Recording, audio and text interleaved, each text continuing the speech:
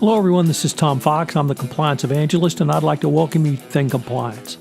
Everything Compliance is the only podcast in compliance featuring the top roundtable of compliance commentators. It includes Mike Volkov, founder of the Volkov Law Group, Matt Kelly, founder and editor of Radical Compliance, Jonathan Armstrong, partner at Quarterly Compliance, and Jay Rosen, Mr. Monitors with Affiliated Monitors. First, have you ever thought about starting your own podcast?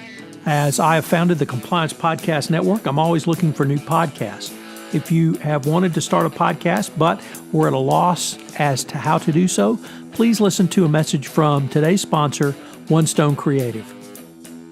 If you are enjoying this show, you might enjoy hosting your own. As an expert in your field, you have skills, knowledge, and insight that can help you expand your practice, meet new people, and create amazing content to share with the world.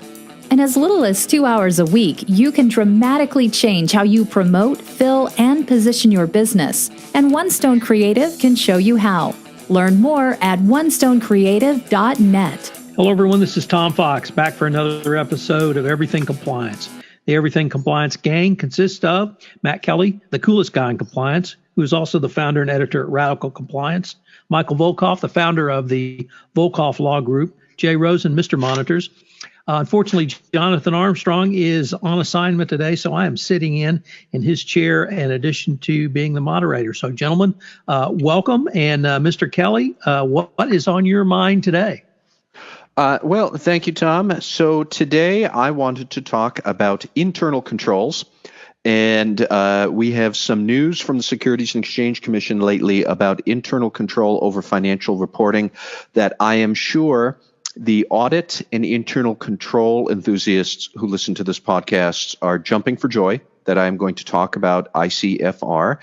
And for all of the more law school, lawyer, ethics, and compliance officers worried about anti-corruption, I have some points about internal control for you as well. So here's what's been going on that caught my mind is at the end of January, the SEC did a sort of a sweep, a mini sweep. They announced 4 different civil enforcement actions all at the same time against 4 different companies for failure to remediate effective internal or in material weaknesses. So they had ineffective internal control over financial reporting. They had material weakness in their ICFR. And the SEC's beef was that these companies did disclose that they had material weaknesses and their ICFR was not good.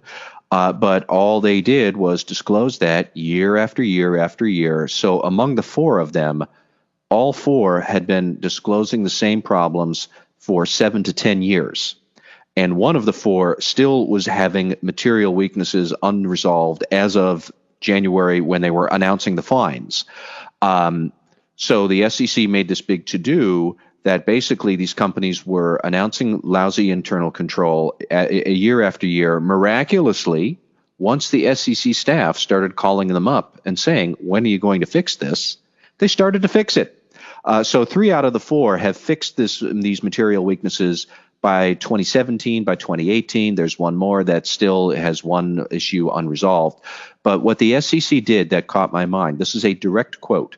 They said, companies cannot hide behind disclosure as a way to meet your ICFR obligations. Disclosure of material weakness is not enough without meaningful remediation. So basically, the SEC was telling these companies, get with the program, guys. You got to clean up your mess.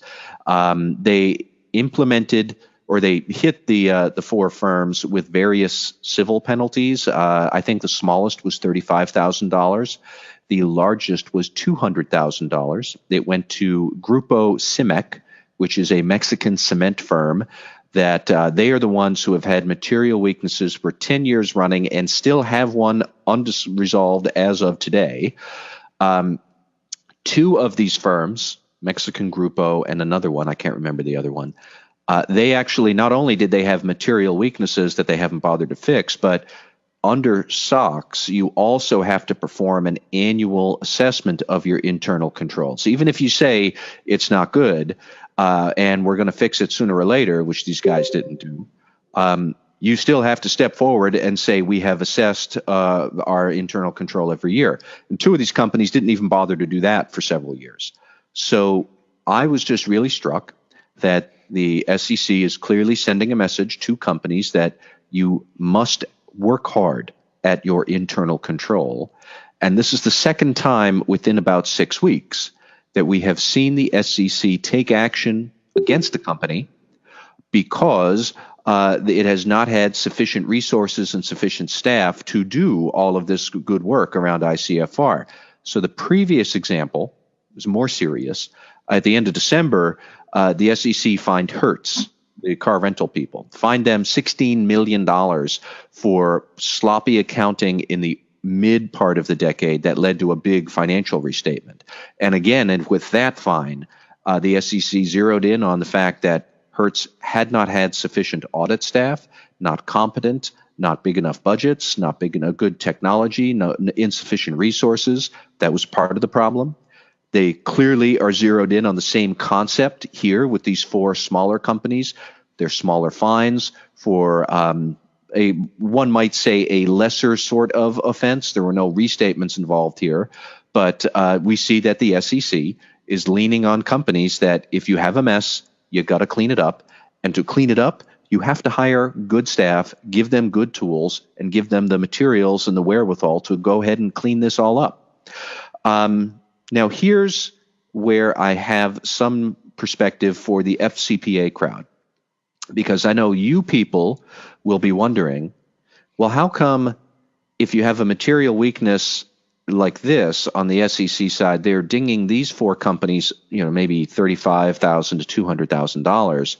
But we saw several SEC enforcement actions last fall around internal controls related to FCPA, and the penalties there were in the millions. So that was against Sanofi, that was against Polycom. They had big disgorgement of penalties, or big disgorgement of profits. They had monetary penalties.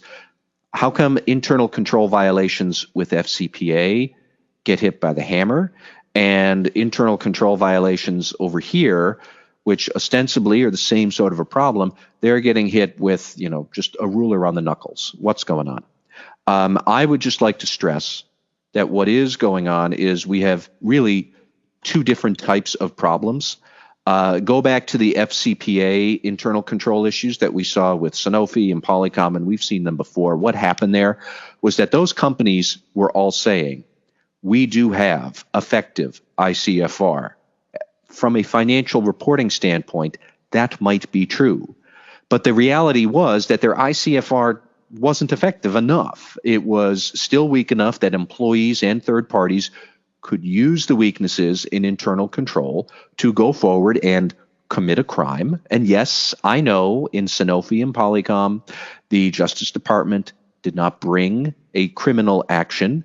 That does not automatically mean that no crime was committed. It only means the Justice Department looked at all the facts and decided this case is not something where we want to continue to some possible prosecution. So there's a difference there between those kind of misconduct failures, those internal control failures, that misconduct. And what happened with these four companies is that basically they were saying, our accounting is kind of a mess and we've disclosed it, so that's it, and they really left their corporate accounting like it's looking like some kind of a frat house dump for year after year. Those companies, the four from last month, they had admitted that they had ineffective internal control, but they didn't get off their duff to fix it. And the SEC is saying that is not enough. And not only that, but I would add several of these companies, while they were small, their revenues or their operating expenses were doubling or tripling over the period of 7 to 10 years, where they still just had the same material issues recurring year after year. So think about it. If your company essentially doubles or triples in operations, but you've got bad accounting, and despite all that growth, you still have one or two people in the accounting staff, and you're not giving them the wherewithal, the tools, or the training or the resources to address problems, like that unto itself, that is a problem. There is no surprise that the SEC took some action against them. But it's not the same as having internal controls that you say are effective, but they're not effective enough to prevent FCPA abuses. And then you do have FCPA abuses, which is the problem that led to larger fines with Sanofi, with Polycom, with others. With these companies here, these smaller ones, I think the SEC is sending a message to small issuers generally that just because you're small, just because you're not going to conquer the world, that doesn't mean you can have loosey-goosey accounting systems that are eventually going to get decrepit and not fit for purpose. You have to fix it. It is something to think about. I don't know how many large companies would have these issues, because really, if you're a large company with a material weakness for 7 or 8 or 9 years, I'd be flipping out about where is the audit firm? What are you paying these people for? What's the CFO getting paid for? But for a lot of small companies who think they can skate on internal control issues, no, you can't. And that's what the SEC was saying. And that was my message for this month. So, Matt, I have a question for you. Many times we see the SEC explore new areas of enforcement in regulated industries, such as the 4 cases that you talked about in the mini sweep of January. Yep. Any thoughts as to whether the sort of mini sweep you saw in these smaller companies around not remediating the material weaknesses that were disclosed could move to an area such as the FCPA jurisdiction that the SEC has? So, for instance, the SEC could simply audit a company's internal controls and determine that some of these deficiencies existed, lack of competent staff, lack of resources, or simply not remediating something that was determined to be close to a weakness. Well, I mean, theoretically they could. On a very practical level, I'd start to question, does the SEC have the manpower to be able to do something like that? I think it would be a good idea, because people forget that material weaknesses and accounting problems and adjustments and restatements or whatnot, they are far more common around smaller companies than large companies. Large companies generally do have their accounting in order. They are required under Sarbanes-Oxley to have an annual audit of their internal controls. Smaller companies are not. And it has been studied and statistically proven those smaller companies do have more trouble with their corporate accounting, more adjustments, more restatements, more incidents of fraud, things like that. So I welcome the SEC turning the heat up with this small example. I don't necessarily know that they really could do a larger sweep of that. But clearly they are sending some messages, because we do see on a fairly regular basis now that they are paying more attention to internal controls. What is interesting to me actually was more in the Hertz enforcement action. They were quite clear, the SEC, that part of the penalty here stems from the fact that Hertz did not have competent staff there, or they did not have enough competent staff. I don't want to necessarily smear the competent staff who might have been overworked at Hertz, but they were saying you need to put resources here to treat ICFR with the attention it deserves. Some of my question would be really maybe around the materiality thresholds for ICFR for financial reporting and accounting and restatement purposes, and the threshold of materiality for the FCPA and anti-bribery concerns, because there isn't one. In theory, you could have very small bribes being paid that could still lead to very significant FCPA actions. So I don't quite know how they would figure all that out, but you rarely see the SEC announce a little sweep like this over something as in theory innocuous or as straightforward as just saying, guys, get with the program, clean up your act. 7 years of not looking at your accounting, not tending to your problems is insufficient. And the SEC did clearly say, disclosure is not enough. You must remediate them. Perfect, word for word, right in the statement. Perfectly clear message. So I don't know what they might do, but certainly they could do that. And it wouldn't be a bad thing for ICFR and for investors if they did. So, Jay Rosen, what's been on your mind around corporate culture? You mean besides the Patriots winning the Super Bowl, there's something else that should be on my mind? Did the Patriots win the Super Bowl this year? In a very ugly fashion. In a very Is that ugly breaking news? Did you guys know that? Okay. So anyhow, Tom, I'd like to talk about something that you recently highlighted with your interview with Rocky Kumar, who's a senior managing director and head of ESG investments in the asset stewardship at State Street Global Advisors. And this is a real interesting look at corporate culture in the boards that supervise these companies, and a framework on how to work with this going forward. And basically, they have called upon boards to place a greater emphasis on corporate culture, which SSGA says is a top asset stewardship engagement priority for the asset manager in 2019. And they've chosen to focus on this as a long-term investment value, which has driven SSGA to engage the investment community around effective, independent board leadership, looking at board quality, including cognitive diversity, enhanced by better gender diversity.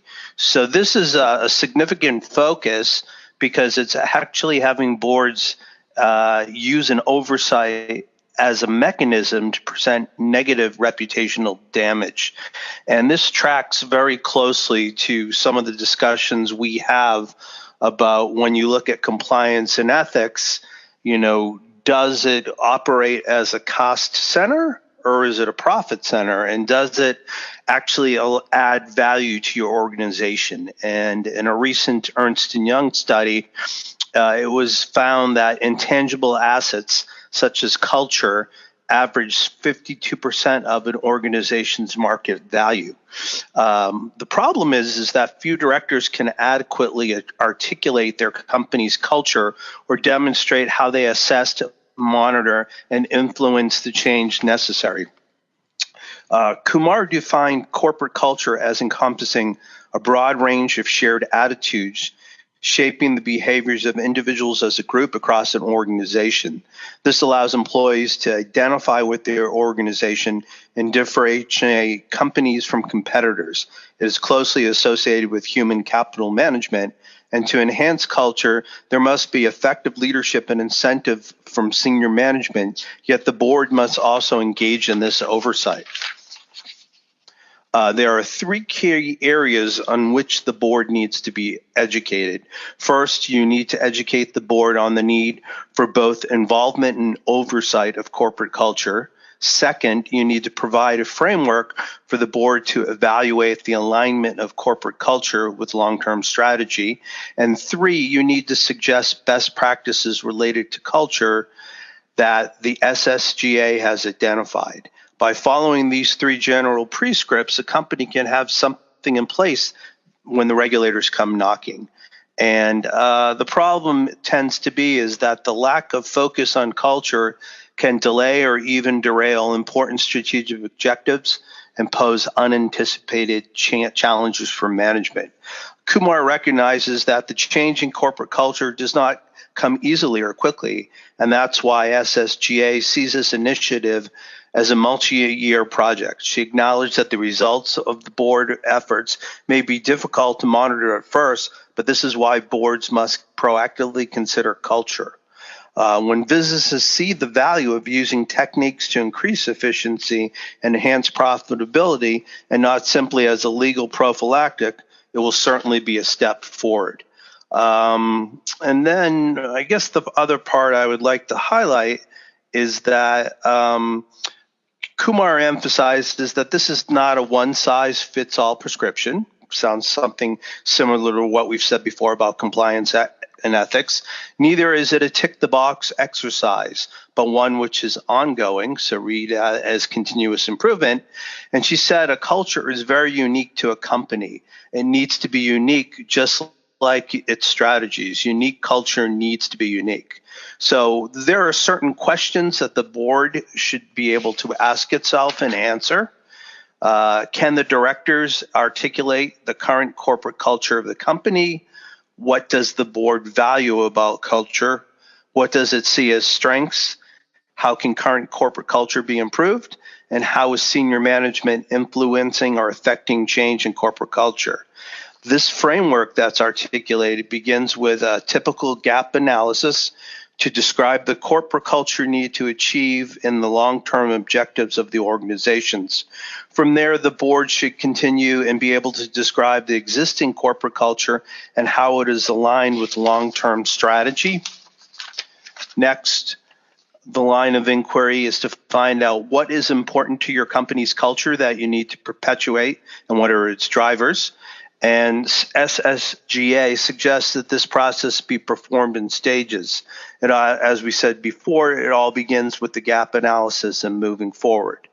So, I think what Tom found very interesting in this, and I think what this article does a really great job of articulating, is that concepts that we've spoken about before for the company as a whole in looking at its ethical and compliance stance really needs to flow up to the board level, because if the board level is going to provide oversight, they need to be aligned in terms of incentives, and they need to be given a tool, or in this case, a framework onto how to evaluate their corporate culture. So, Jay, I know AMI and some of your work at AMI really turns and deals with assessing corporate culture. Do you find this framework useful or helpful, or something that a company can use in the work that you guys do sort of at the senior management level and below? Yeah, I think it really does provide a great roadmap. I think the one caveat that you might need to consider is, that Rome isn't built in a day, and it might sometimes be daunting to perform this analysis and make changes upon your own. So kind of like when I was a screenwriter, nobody wrote a bad script. No board is going to come up with a bad program. So I think in terms of like looking at this self-reflexively, it's always good to potentially bring in an independent perspective. And I think that's where we add to the potential analysis here, because we have done this before with hundreds of boards and executives, and we know exactly where to go to look. And when you do bring in an outside set of eyes, you can agree upon a certain set of objectives that need to be achieved along with the process. And by setting those milestones and by working together with an outside consultant, I think you give yourself a better chance to succeed. And then once you've built that foundation, then this is something that you could go forward with on within your organization, and maybe have less of an outside involvement, and potentially bring back those fresh eyes every 3 to 5 years for an additional assessment to see where you're at. Okay, well, as I said, Mr. Armstrong is on assignment this week, so I'm not going to replace him. I'm just going to come in from the bullpen and hopefully pitch to more than one hitter, or at least I hopefully can get one out.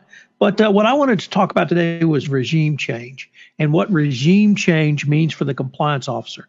I think most Americans, when we think of regime change, think of Saddam Hussein and forcibly ejecting someone from a president's office, whether it be President Allende in Chile or Saddam Hussein in Baghdad. But that's not the regime change I'm talking about. I'm talking about free and open democratic elections where a country's populace changes a democratically elected ruler. And I'd like to focus on 4 countries: Malaysia, Brazil, South Africa, and Angola. And in Malaysia, we had a new prime minister elected. The former prime minister, Najib Razak, is now under arrest for scandals involving the 1MDB scandal. In Brazil, we've certainly had a democratic elected regime change there.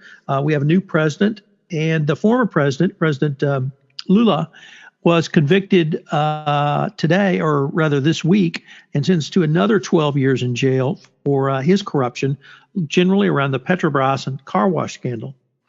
In South Africa, we did not have a new election general populace. However, the ruling party, the African National Congress, democratically changed its president and presidential candidate from President Jacob Zuma to President Cyril Ramaphosa.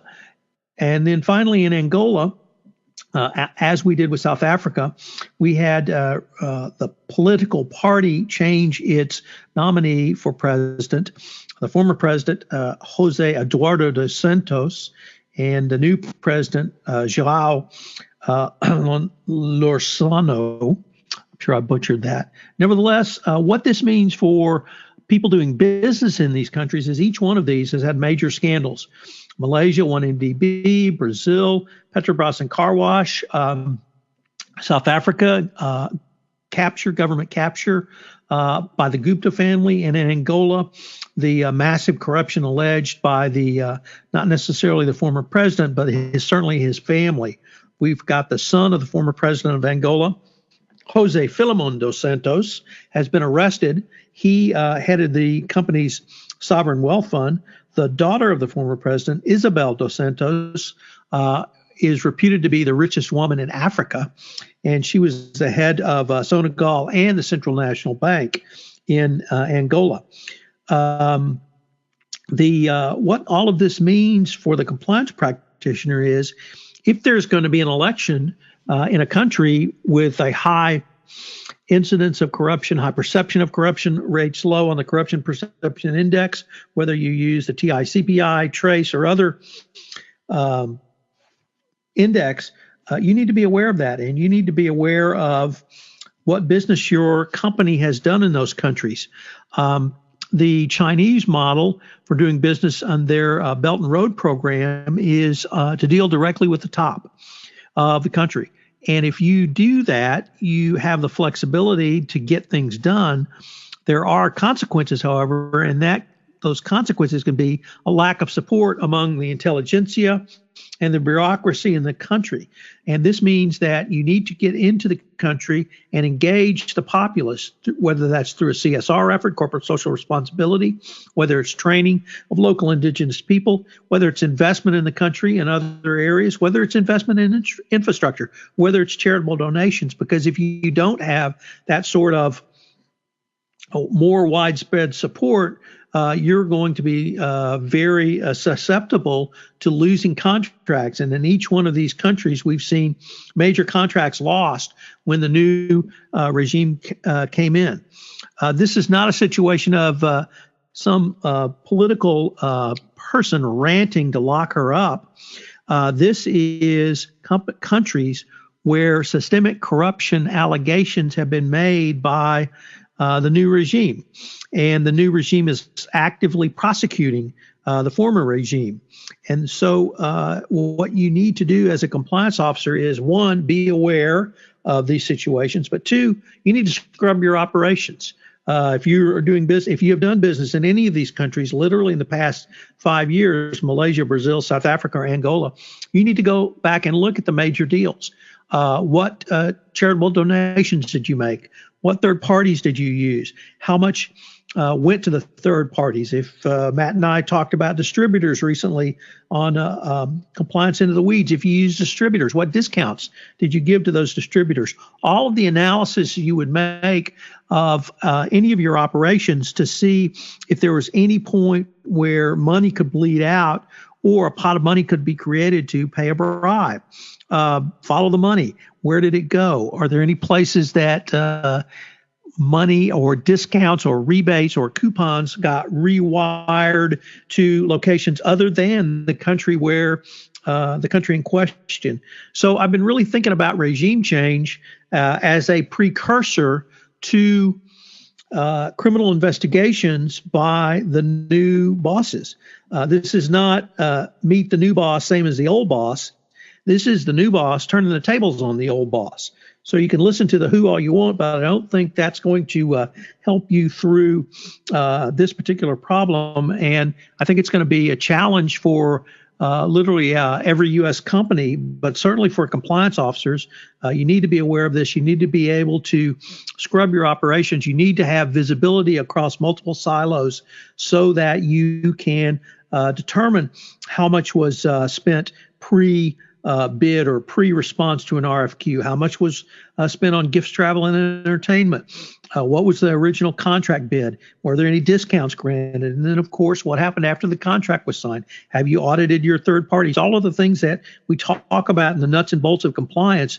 But I would say that to ramp these up and compress the time frames and to do so as quickly as you can going forward.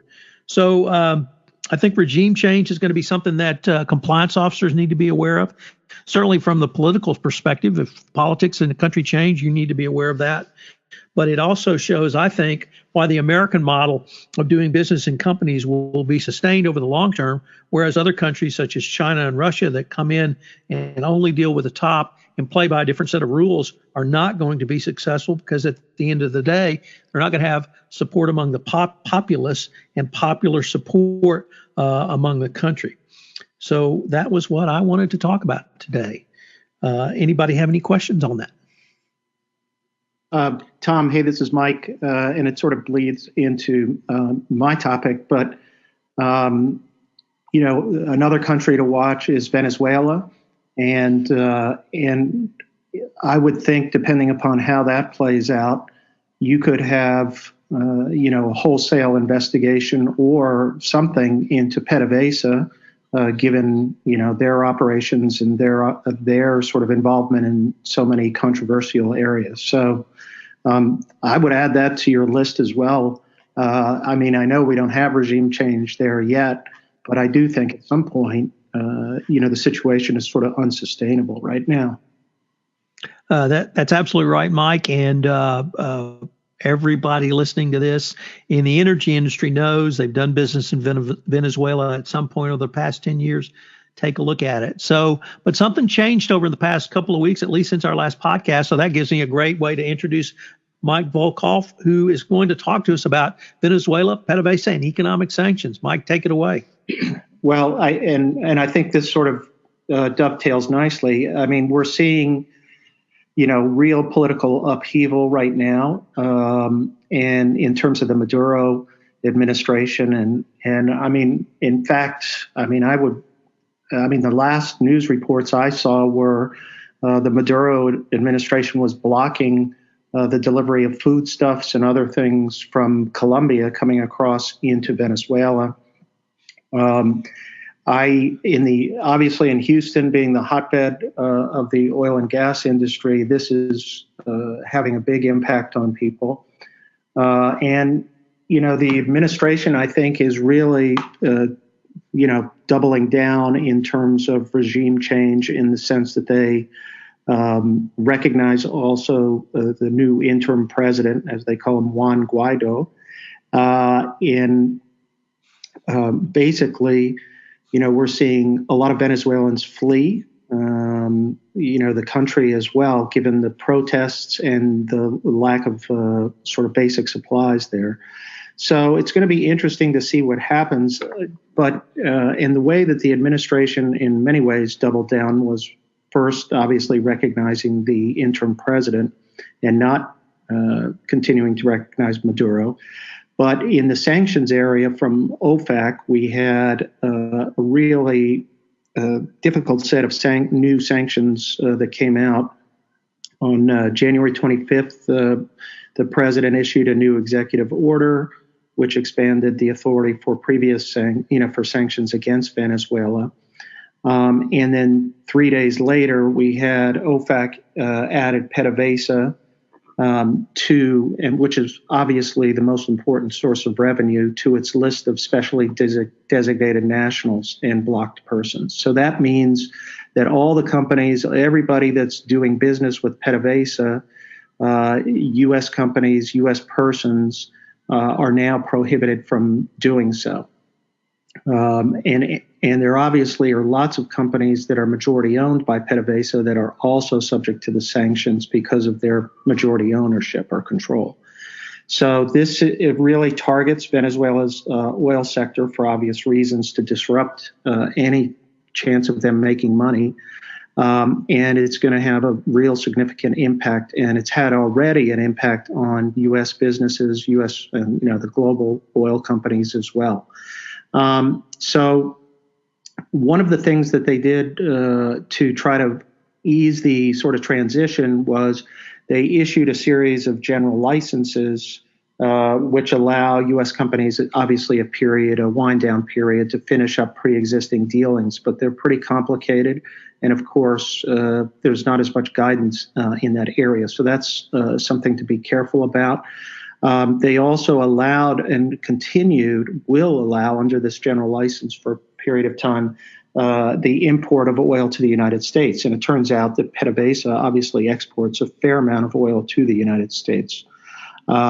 So that is going to continue in terms of business that benefits the export of oil to an import by the United States. But again, that's only for a limited time period until there's the closeout. So there are a lot of practical consequences here. I think it's obviously a risky move to try to shut down PDVSA, recognizing an interim president and seeing whether or not Maduro can hold on. There are also, at least from conversations with clients who are either from Venezuela or do a lot of business with Venezuela, is one of the concerns they're watching is to see how the military reacts. If the military may even try to seize power themselves. And for at least right now, a lot of the military is still supporting Maduro, but I don't know how long that can go on. Anyway, so talk about regime change. This is a regime that if it does change, I think Tom, all your points are actually spot on, because I think you're going to see people try to trash the Maduro regime and trash PDVSA for its corruption, try to clean things up. And that will mean more and more disclosures of information coming out, or coordination with law enforcement in other countries, including the United States. So it should be interesting. But it's actually I have one client that lives down there and refuses to leave. It's his home country. And he told me it's an absolute crazy time in Caracas right now. So, Mike, I had a question. Obviously, Citgo, U.S. refiner and gasoline company, still have the Citgo sign in Boston above Fenway Park, is a U.S. company. It's, however, owned by PDVSA. How does a U.S. company owned by an entity which has now been sanctioned and you can't do business with, continue to do business as a corporation? Well, one of the things that given the unique situation with Citgo, there's a lot of people have not been paid by PDVSA, or they've had long delays in terms of, and I'm talking about like years and years of bills that haven't been paid. And so now there have been a lot of debtor suits and actually class actions against Citgo as a way for the United States entities to try to get their hands on some assets. The other thing that the sanctions did this was done earlier when they imposed other sanctions against Maduro, is they included a general license to allow Citgo to continue to operate. Nonetheless, there are a lot of risks in dealing with Citgo, even though it's PDVSA owned, because of all these lawsuits that are pending where people are trying to get their hands on the assets. The famous trial lawyer, David Boies, is leading a group of a class action suit against Citgo to try to get their hands on the assets in terms of what's left. So it's really complicated. You may have a license to operate, but you have all these sort of sharks circling Citgo at the moment to try to get money, because they figure they'll never get paid by PDVSA. Gentlemen, let us turn to rants and or shout outs, and we seem to have a rock and roll on that lineup. So Mr. Kelly, you want to lead us off on a rant or a shout out? I do, Tom, although before I get into my rant, I just want to say from time to time, In Boston here, we have talked about somehow seizing the Citgo sign as a public eminent domain thing and declaring it a landmark right outside of Fenway Park. So who knows? Maybe someday. But so my rant today is against a Canadian financial firm by the name of Quadriga CX. And some of you may have heard of what happened to Quadriga CX and its founder not long ago. The founder is a man named Jerry Cotton, and Quadriga CX is one of those cryptocurrency trading platforms. And over the course of, I don't know exactly how long, several years that he was running the trading platform, Quadriga managed to get 92,000 customers who had ponied up more than, I think, $190 million worth of real money that they turned into cryptocurrency that they stored with Quadriga. And so Mr. Cotton stored them in what the technology people call a cold wallet. So a hot digital wallet is where you put your cryptocurrency, and it is an application connected to the internet. A cold wallet is the same thing in a computer not connected to an internet. So you give this guy all of your money in cryptocurrency. He basically puts it on a thumb drive and then pulls the thumb drive off of a computer and keeps it in cold storage somewhere in his house. So that's what Jerry Cotton had done for a while. And then he traveled to India last fall, last December, where he was allegedly going to be building an orphanage and then suddenly died at the age of 30. And now nobody can get their $190 million in digital assets back from Quadriga because he was the only one with the password to open those digital wallets that are stored in a thumb drive somewhere. This has become a ridiculous example of why we need much more regulation of cryptocurrency to prevent things like this from happening. Now, I will give credit to the SEC that Chairman Jay Clayton here in our country, he understands that this kind of stuff is preposterous, and I don't know why Canadian regulators have not done anything near as appropriate in their country. But this is $190 million in assets this guy was running from his laptop in his house in New Brunswick somewhere. He had no office. He was the sole employee of his firm. He was the sole board director, and apparently he was the sole one who knew the password. Couldn't even do the time-honored thing of writing your password down on a Post-it note and sticking it to your computer so some auditor somewhere could eventually come and yell at you for a security flaw. He didn't even do that. And then he went and traveled to India, and he died suddenly. And we don't know how we're going to get this money back. It's nuts. Ernst & Young has been hired by Quadriga, which I don't even know who hired him, but Quadriga now says that it has hired Ernst & Young to try and unravel this. This money is going to be gone.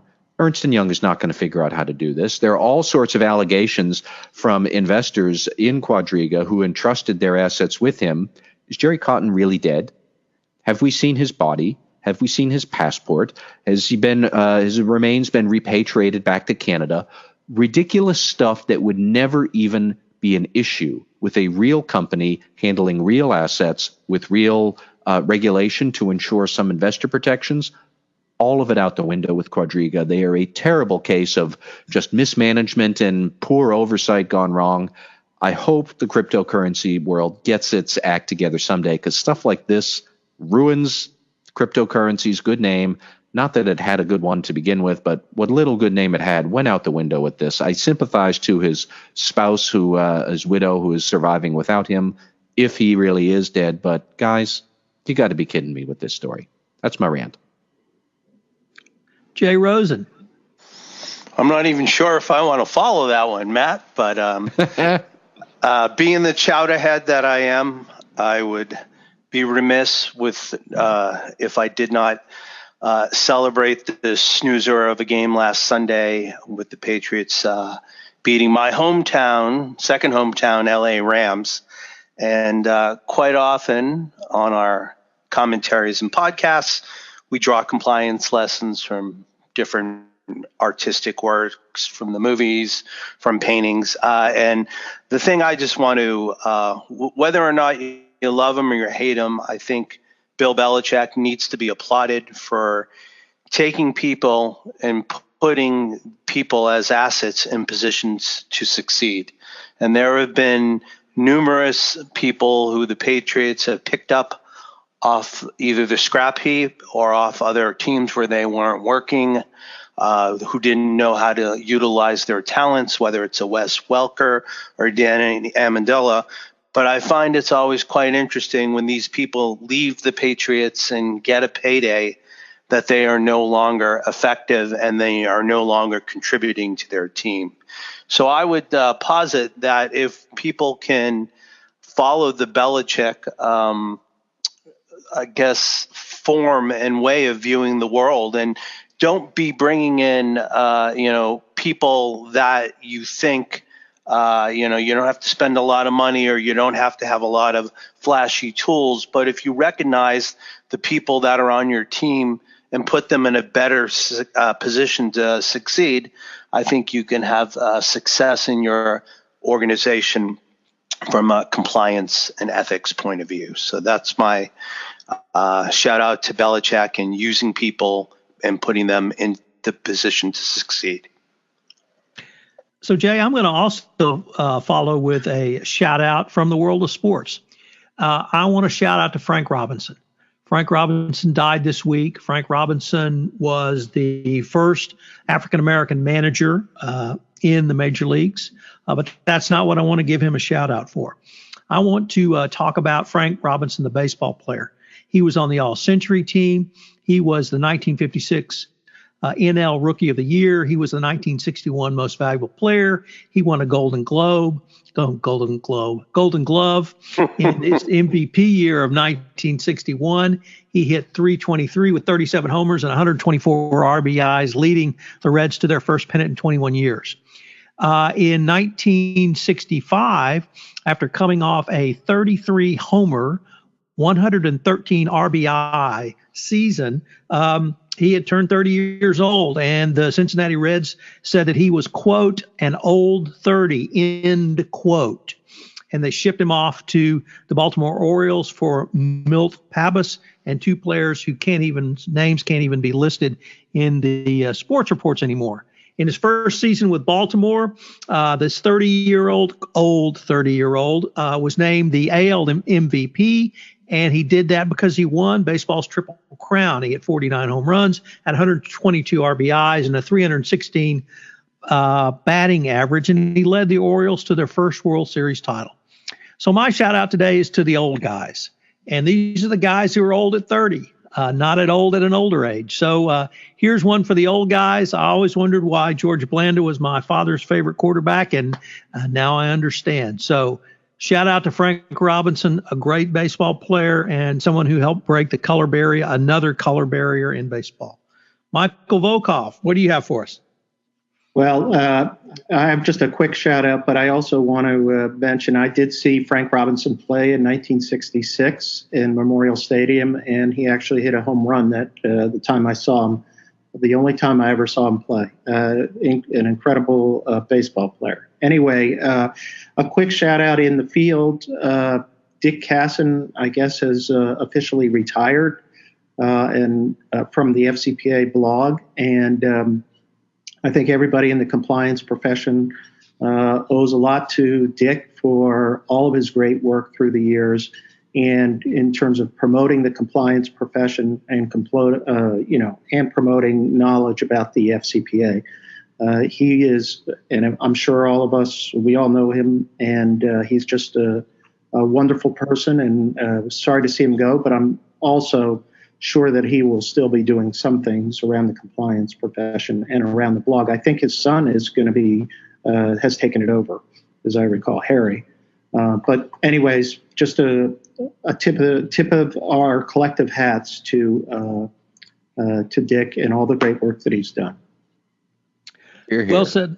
Well said, Michael. Gentlemen, I want to thank you all for letting me sit in on the commentator chair this week. It was a ton of fun.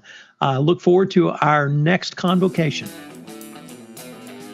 Hello, everyone. This is Tom Fox again. I hope you've enjoyed this episode of Everything Compliance.